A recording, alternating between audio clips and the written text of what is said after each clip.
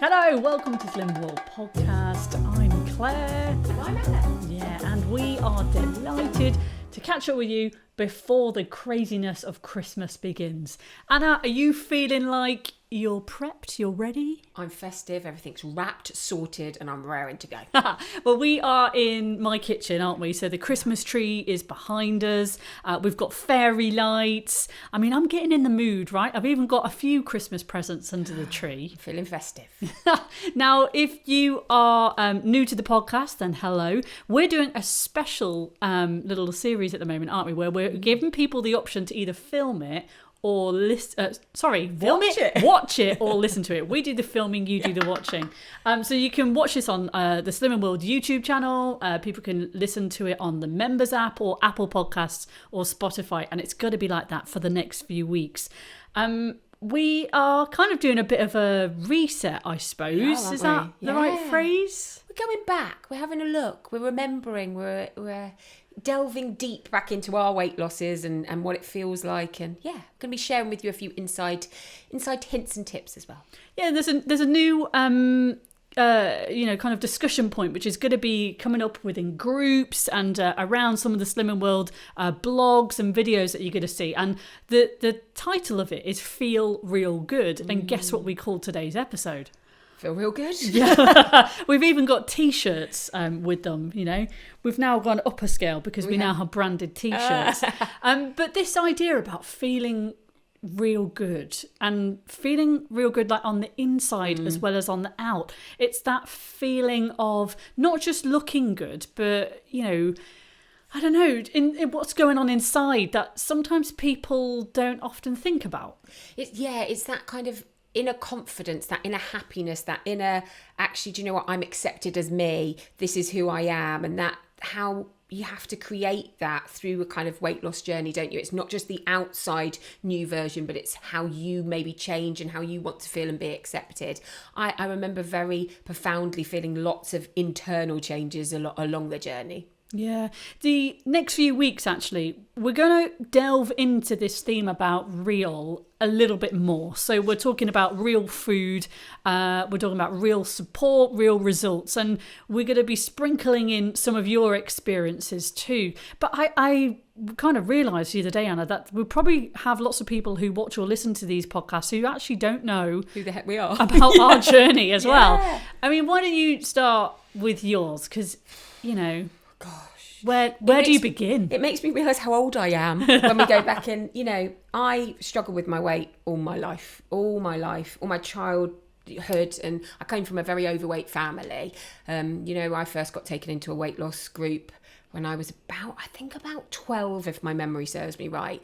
But I'd always struggled. I remember at ballet being called the fat one by the teacher and not being able to fit in the tutu and all those kind of things that you never want to feel at any age, let alone as a child. And I guess as the teenage years progressed and hormones changed, my weight went up and down. But it was really when I went to university that for me, the beer drinking, curry eating really, really made the weight pile on. And I think, uni was such an exciting time, but I almost lost myself in the party scene, in the copious amounts of alcoholic beverages and consumption of things like curries and pies. And I remember a friend of mine said, let's go to Slimming World. And I remember because I'd been as a young adult with my mum.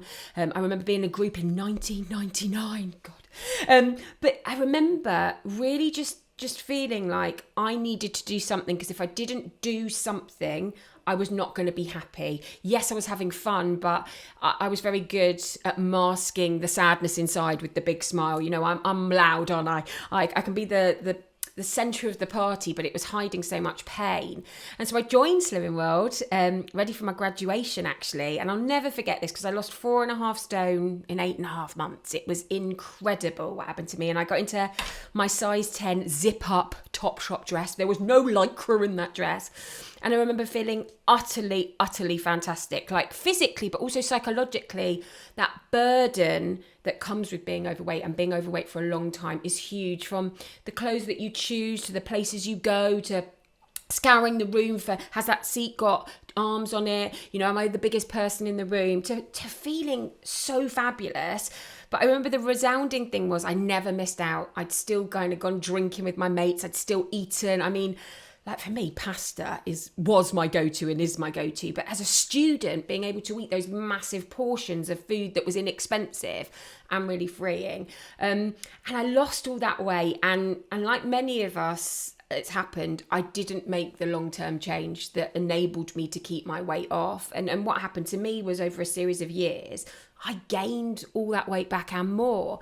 And in 2009, I had quite a serious spinal injury on a trampoline. And what that rendered me was basically bedbound, giving up my career. It was almost 2.5 years I was off work.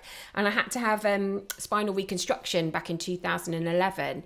And my BMI was so high that to have the serious operation that it was just wasn't feasible. So I came back, and I'd always dipped in and out in that time of slimming well, but I'd never fully committed, because actually that fear, I don't know if you've ever felt it, I think you have, of when you know you've got to make change and that change isn't something that you sitting well with you.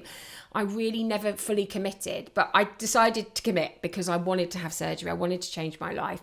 And so I came back and I lost all my weight and more again. And I was looking back the other day, just thinking, when we're looking at before and after pictures, my weight loss journey has been going on for so long. It started before phones. It started before digital cameras. It started, with cameras that you'd have to get the film developed from. So yeah, now I sit here, a nearly 44-year-old woman, that I was looking back, and I've kept this weight off since 2011, with being pregnant, with everything that life involved in that happened. And now I've kind of been at that same weight even through pregnancy since 2011. So it's been a very long journey. It's been a journey that has been so joyous, but so complicated, and so many ups and downs. And I think, I've been really honest about, I've joined over 20 times, and I really had to understand that to lose weight and, more importantly, keep it off, I had to make a very firm long-term commitment to change and also seek support. So I sit here still a work in progress.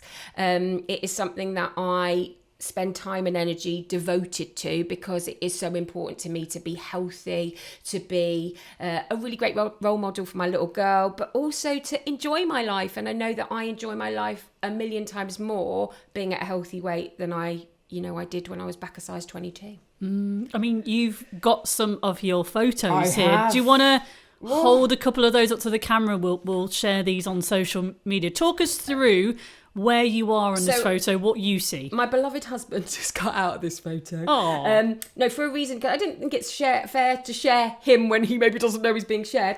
But I remember this being such a painful day. It was my friend's wedding, and this dress had split up the side at the wedding, and I had white, skin-coloured Spanx on, and you could just see the side of my Spanx. And I just remember my husband cuddling me here, and I was like, hold my Spanx in. So this picture, I've got a big smile, but I had just been crying in the toilets. This dress that was my biggest had split. I can just see in my face how much sadness. And I remember I only had this dress on because it was the only one that fitted. And it was such a beautiful wedding, but all I remember of that is the dress splitting and my skin-coloured Spanx showing, and Phil then having to take off his jacket to put that over me. So that's a painful picture, but also a picture where I look at actually how far I've come from that. And now the smile is kind of real. I've also got this one, another one where I've cut my poor husband out of. And I remember this is a fancy dress party. And I'm actually here as J-Lo. I know I look nothing like J-Lo. How embarrassing is that? But let me explain to you why I went as J-Lo. Because it was a tracksuit. And it was when velour tracksuits were in. That's how long ago this picture was. And the reason I went as J-Lo is because it was the only thing I fitted into. And I didn't want to get a costume, and I didn't want to have to show my body. So I literally am wearing this velour tracksuit that is elastic. But even the elastic was so tight that I remember taking this off and having those trench marks when something's been too tight. And I just remember at that party just being so sad because there were so many beautiful, glamorous girls there. And I'm there dressed as this fake J-Lo because all I could fit into was a cheap velour tracksuit. So that was a very poignant photo. I mean, it doesn't really even look like you. Well, with cheeks, I get hamster cheeks when I get overweight, and 46 chins in that picture. But this is a one where I feel quite sad about, because we're in the Burj in Dubai. And we'd been on this incredible holiday. And I just remember another outfit that I'm in this outfit because it fitted, not because I wanted it. And I just remember it took me near on 2 hours to get dressed because I'd had that fit, where you have when you struggle with your weight, where I tried everything on and nothing felt good, and I was crying and I was hot, it's 35 degrees, and I just remember saying to Phil, cancel it, I'm not going. And he's like, but we've booked afternoon tea at the Burj, you've always wanted to do this. And so I just remember I'd been crying in the toilets again in this photo at how sad I was at my weight. And we actually got engaged six days, I want to say, after this, and I just remember feeling so sad at that time because of my weight. So they're very poignant pictures that tell a very big story. Now I'm happy. Oh, I mean, thank you for sharing. I've only known you as you are today. Yeah. I didn't know. You've never showed those photos with me, and this is like 6 years into the podcast. Yeah, because I think for me, they're very painful. They're very... it's taken a long time to accept who I was and how I felt about myself. And I think now I'm in my mid-40s, I've got to a place of acceptance where I thank that Anna, because actually she's brought me to the place I am now, and I'm really happy. But I just remember life feeling so sad, life feeling so tough, life feeling like I was being controlled, not I was controlling it, and how food was out of control. My eating was off the scale, eating when I was happy, when I was sad, when I was bored, binge eating, but drinking. And I look at them now thinking I'm so glad I made that change. But like we hear a lot, I really wish I'd sorted it out earlier. I really wish if I could go back to that Anna who lost all that weight for graduation, I wish I'd listened to myself and kept going. So it's a process, isn't it, of forgiveness and kind of understanding what got you to where you are now, because I feel I'm privileged now to have gone through that. I actually now can share my experience and help other people, having been through all those trials and tribulations of losing the weight, putting it back on, and then living the life of maintaining it. Yeah, and you talk about sharing with other people because you're a consultant of many years experience, so you're sharing that with your group members, but also your daughter as well. Yeah, and the conversations you have with her. Yeah, I think that's been a massive turning point, is how food was used in my childhood, and we've talked about this at length, and how I never want that for her. I want her to have such a beautiful relationship with food, that it's not forbidden, it's not longed after, it's not good, it's not bad. And I think that's what I've really wanted to teach her, like actually about good nutritious food, about how to cook and how to structure a meal, but also that mummy loves herself, mummy's accepting in her skin, and no matter how many lumps and bumps mummy's got, it's okay. And to have that self-love, because I think I had such self-hatred, I never want her to experience those feelings. So from a very young age, I've really tried to educate her and not kind of feel things are treats or goods or bad. So she understands that food is fuel, not fuel for your emotions, which it was for me. I come from a family where we were all overweight, and we would eat and eat and eat rather than deal with the pain. So it's a very profound journey when you become a parent, and realizing how your hang-ups transfer over to them. So you've got to be very wise about it. And that, I think, for me, the idea with Slimming it is, I felt like it was almost like an education. Definitely. In an understanding of the role of food and nutrition, and understanding what it is and what it does in a way that perhaps I hadn't had before. Well, unless you've got a family that maybe cooks from scratch and does all of that, you don't learn it in school. You don't learn it if it's not in your household. So for a lot of us, it was learning all that how food works, how you can nourish yourself, how the emotion plays a part. And I think for me, where it really came into its own was understanding the psychology of how I was likely to behave, and understanding how food played such a massive part in that. Well, this word real, I think, is quite a fascinating one, because it can be really difficult to know what to believe with the messages that we receive across like the industry of health and fitness. So conflicting. You could read the same paper in 1 week and they'd have conflicting messages. Yeah. We're told, about like this kind of diet mentality of need to lose weight, lose weight quick. It's all about just getting it done. And yet we're bombarded, especially at this time of year, with messages of gather everyone around and eat and be merry but eat so much and eat till you feel unwell. And it's so confusing. It's so confusing as an adult. It's so confusing as a young adult. And I think so many mixed messages, like you say. And you said something about that, I just want to get it done and do it quick. I think that's where I'd never been able to get a grip until I was much older, that actually it's not about the quick fix. It's about that process, that journey, the changing of habits. Once you lift that burden of wanting it done by next Friday, it's quite a liberating feeling to know actually the choices I'm making are much greater than just the scales. They're much greater than what dress size I wear. They're about me inside and out. Actually, that's a very big motivator too, isn't it? But it's being able to decipher the correct messages from all the rubbish that's out there, and can be so overwhelming, but also so distracting at the same time. Yeah, for sure.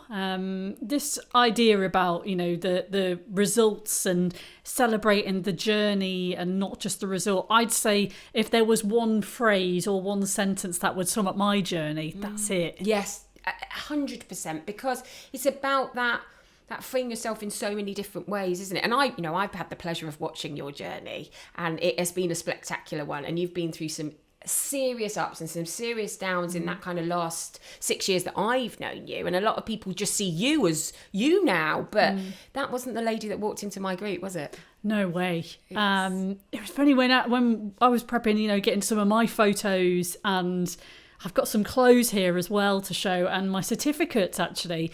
I think I joined Slim World 2012. But I was always someone who've worked quite a haphazard life. So shifts, moved different places. I didn't live in a house for more than a year for 19 years. I've travelled and worked all over the world. Life was just quite crazy and a bit erratic. My lifestyle was. And, sometimes I would be really on it and sometimes I wouldn't be. My mental health was up and down. And I actually saw a banner. I was walking the streets one day. I just moved to a new city. I moved to Manchester. I was walking the streets and I saw this banner outside this church. And I thought, Slimming World. And it looked really friendly and talked about support and, eating all the food that you love. And I thought, I'll just turn up on Monday. And I remember my first group, in this cold church hall, but it was warm and filled with lovely people. And I joined the same night as two of the people. And I really enjoyed that understanding, because I'll be honest, when I joined them all initially, I didn't know how to cook really. No, and so many people don't. But where do you learn that? Unless you see that at home, you don't learn that, do you? We're not like past generations who were taught to cook. No, I definitely think now I think, what did I eat? But you the way that the world is these days, you can order everything quickly on an app. You can rely on takeouts. I was someone who, if I had a couple of pounds change, I'd be going and getting a chippy on the way home because it was quick and it was easy. And as someone who was single and just cooked for myself, that was just a lot easier than actually working out how to cook. I don't think I ever owned a recipe book until I was about 30. But anyway, I made up for it now. I joined Slim World, and over that period I lost 3.5 stone. And I really started to feel like that understanding was there. But once again, life changed, my shift changed, I moved home, and I got out the sink. And I battled with trying to handle it myself. Yeah, I did. Thinking that, I've made all these changes, but it just didn't work. And over the course of 2 years, my health took a real downturn. I got to the point where I'd actually put the 3 stone back on and also another 3 stone. Yeah, you never come back lighter. I didn't, yeah. But I was in a trap where I really started to question myself. I was struggling with, I guess it was like addictive behaviour. I wasn't fueling and eating properly. I would either eat too much or nothing at all. I was managing emotions, if I'm honest, using alcohol. Yeah, I was. I wasn't really moving, and I was losing my sight. I was going on more and more antidepressants. I felt truly awful. My period stopped as well. I mean, that's a sign that your body is not happy. Exactly. And I was just in such a bad place. And eventually, it was a therapist who said to me, you could leave this job. it's not really working for you. And I'd been a journalist for a number of years. And I think what had happened was the sadness and the grief that I've been carrying through lots of things that had happened in my life had almost got to, like, you know, when you get like a load of elastic bands and there's such a big ball and you don't know where to start to unpick them. It just got to that. And I walked away from a career with nothing to go to. But that year I knew I needed to make a change, because I felt that if I didn't make a change, then the only way for me would ultimately be to be down and potential I could die. My health felt so difficult. And I remember, writing in my diaries at the time. I looked at them a few years ago, but I threw them out because they were too painful. But they were really, I was frustrated with myself. Why can't you do this? Why can't you fix this? I was mean, Claire, you know? And it took, I went through Christmas that year, and I was still battling with, I want to sort this out, but I don't know what to do. And I went to a voiceover studio, actually, because I work in radio and podcasts and things by day as well. And somebody took a photo of me in this voiceover booth, and I saw this photo, and before I put it out on social media, I actually photoshopped it. And I remember feeling the shame that I felt with that photo. I don't have the photo anymore because I got rid of it. But it was only 2 weeks later, it was January 2017, that I walked through your doors to be a member of your group. You were on holiday at the time. I was in New York for my birthday and you joined, and I thought, oh my God, I haven't even given her the new member talk, but you were in good hands. So there was something about when I made that commitment for that journey that was different from previously. Huge, The thing that I actually did that was different was I made that commitment to myself that no matter what, I would get to group every single week. I could not control all the other ups and downs and the hecticness of life, but no matter where I was, and sometimes I'd be working in Bristol and London for weeks at a time, but I'd always get to a group. And I think that commitment to just tackle it 1 week at a time took the pressure off. In that year, I lost 4 stone, didn't I?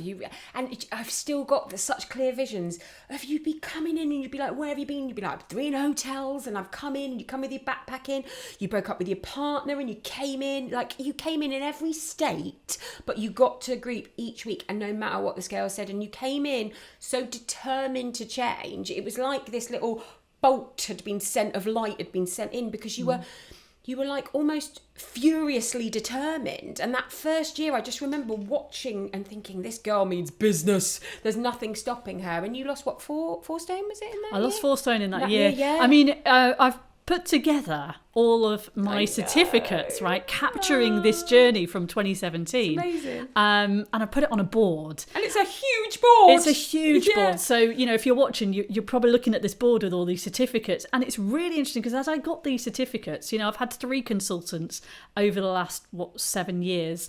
And there's certificates from all 3. You, Lizzie, Deborah. And I remember the stories of these certificates. I remember where I was. I remember what I was going through.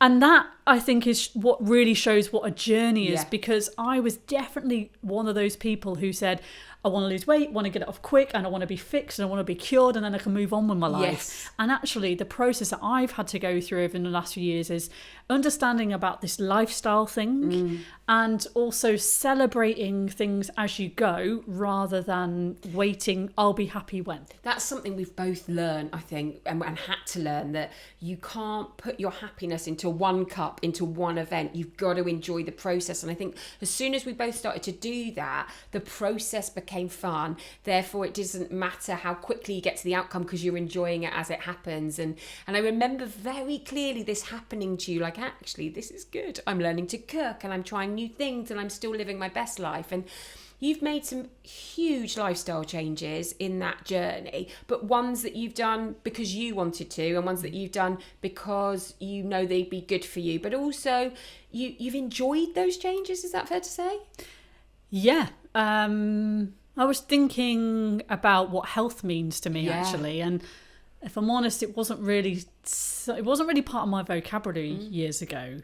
I think I am naturally someone who's curious. Like, I like a statistic. Really? What I really appreciate about Slimming World that attracted me to it was not just being a diet plan, but it's actually, we get to speak to people in the nutrition team. We're speaking to registered nutritionists. These guys have been researching, and they know the science behind what the plan is. And I feel that then with that evidence and that trust, I can just lean into that. Yeah, but it's reassurance, isn't it? Yeah, but I think the idea about health and, mental health is often spoken about. It's hard sometimes. That is a term, mental health, but to know what it's like to live that sadness and that worry of not knowing how to fix it. And I think what I realised with Slimming World was I didn't realise how much I needed other people who got it and supported me and unlocked these new levels for me. Some of the very best friends that I have come because of Slimming World. And even when I moved home about 5 or 6 years ago, the first thing I did was find my local Slimming World group. And I made friends on that day, which I now go and see for coffee. And, we have great times. And I had never, ever expected how fun, how enjoyable, how connected I would feel just by making that decision to lose weight. It's fascinating, isn't it? And you see, I see it from the other side of the table. I watch these connections being made, and I just love seeing how people who walked into a room and one who didn't know that they needed some love from people who got it, and then you watch these relationships develop and these friendships, and actually how empowering that is and how vital that is to long-term success. Because you and I have both tried to lose weight on our own, and we know that didn't work for either of us because actually we give up. We wouldn't get that support system, that understanding. And I think where groups have been so vital for both of us has been that it stopped us from quitting. It really has. It's kept us going on those darkest days. Because again, another thing I remember so clearly is people be like, I need to know what happened with Claire and the boyfriend, and I need to know where Claire is. And you were invested in your life, and they'd check up on you and they'd want to know you were okay. And actually it becomes so much more than your weight loss journey. It becomes about you as a person. And that's why I think you've been so successful, because you plunged yourself into it. You've taken every bit you could get from it and absorbed it, and you've utilised everything you needed, and you sit here a different person because of it. Yeah. I think when you put in, what you put in is what you get out. And it's almost a little bit like, I don't know, if I went to church or something, like you go to church on a Sunday, but then what are you doing Monday to Saturday? Yes. How naughty are you really? Yeah. But I think what really worked for me is it's what I did in between group that really allowed me to open the knowledge kind of layers, I think. But also you were able to fit it into your life. It wasn't like it controlled your life. You have a crazy busy life, but you could allow that food optimizing to fit in. Yeah. You've got some photos. I should show you these photos. Yes, right? So very I brave. like you. I think it's about the face, isn't it? I hadn't really thought about this. Yeah, mine's all in the face. I had skinny legs but a big face. This is the photo that made me join your group. Your holiday. So this was about 6 months before I joined your group, when 2017. And I was on holiday. It was my mum's birthday, and it was a really lovely family holiday. And this wasn't me at my biggest, but I remember when I saw the photos and knowing how much my mum really enjoyed that holiday, how I looked at the photos and thought, I don't ever want to see those on the mantelpiece. Yes. And I think sometimes I went through about, I think it was 7 years not having a mirror in my house. Yeah, I can understand. Or certainly a full length one. Yeah, I mean, maybe you brush your teeth. Yeah, totally. And then you start realising that you're editing all your body out of all your photos. You're standing at the back when it's group photos. Yeah. And it just dawned on me, like, I'm editing my life and photoshopping that airbrushing. I meant to say airshopping. I like this. I'll trademark that. Yeah, you should. Editing that photo, it was a photo, I think, that actually was that kick for me. I get it. Another one here where I think it was just in my face. I'm playing the kazoo here, which is never an attractive look, let's be honest. But I'm playing the kazoo, and I've got my ukulele, and this was me actually playing kazoo on BBC Children in Need. Oh, really? Yeah. But I just remember skill. My face was so round. That's what I see. There was nowhere my face and my chin and my neck, they just all blurred into one. Yeah. And then I've also got this where I actually compared two photos next to each other. The one on the left is me on holiday, and I'm wearing a swimming costume, but I'm so disgusted with myself. I'm not even looking at the mirror. I can see the pain in your face. And I just don't really want to even see that photo. But I'm so glad that I did do this one photo, because I think this really shows the whole shape of my body has changed. You know, I used to tilt my pelvis. And next to it on the right is a photo of me actually looking at the camera, doing a selfie, an amazing LBD. Yeah. And I remember taking this photo. I was just passing the mirror and I thought, hello. Hey, who's that? And I put these photos next to each other and I thought, this is about what capturing and celebrate. And I wasn't even at target weight on this photo. How confident. But it's how I felt on the inside. Exactly. And I've also got here, right, 2 pieces of clothing. Oh, now I remember both of these very clearly. Okay, right. So first piece of clothing. I should have took them off the hanger, really, shouldn't I? This is never good. Right, watch that one. This is like Blue Peter. This is a massive blue dress, which I'm just going to hold up. And this is the dress that I used to wear when I went for weigh-in. Yeah. And you can see it's massive. I remember bought it off Instagram because I didn't go into shops. I never used to shop in shops because I was in denial of what size I was. And I wore leggings all the time. And I used to go in and weigh with this. And as I got smaller, I got a belt. Yes. But I always used to weigh in the same dress. I know a lot of people like to do that. But when I was on that real focus year with you, I remember this. And I was losing, on my way for the 4-stone loss, I bought. Actually, maybe it was the year after. I think maybe it was on the way to the 4.5 stone. But I got the tickets to the Spice Girls concert in the Etihad Stadium down the road, and I wanted to go as Jerry Spice because I like having ginger hair now and again.